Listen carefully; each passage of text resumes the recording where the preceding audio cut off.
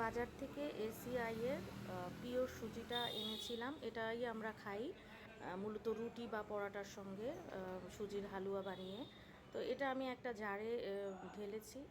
ঢালার পরে কি অবস্থা এটা আপনারা একটু দেখুন। কি ভয়ঙ্কর অবস্থা! এই যে এগুলো কিন্তু সব পোকা। ওই যে কালো একটা পোকা অলরেডি হাঁটতেছে, দেখা যাচ্ছে।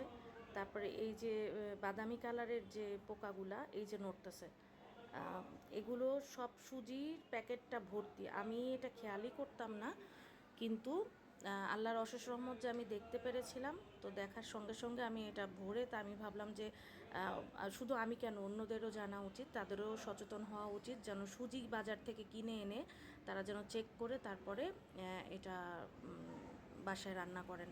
এই যে এগুলি কিন্তু সব সুজির পোকা। মানে যদিও আমার খুব খারাপ লাগছিল, অনেকে বলতে পারেন যে আপনার ঘৃণা করে নাই বা আপনার খারাপ লাগে নাই, কিন্তু আমি আসলে সচেতনতামূলক পোস্টটা করার জন্যই আমি আমার খারাপ লাগাটাকে কন্ট্রোল করেছি। এই যে পোকাগুলি হাঁটছে, এখনও হাঁটছে।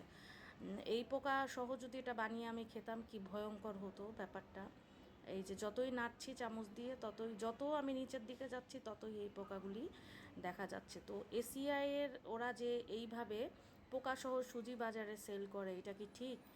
আর এটা তো মূলত, সুজিটা মূলত শিশু খাদ্য, শিশুরাই মূলত এই খাবারটা খেয়ে থাকেন। তো সবার প্রতি অনুরোধ থাকবে, আপনারা কেনার পরে চেক করে নেবেন।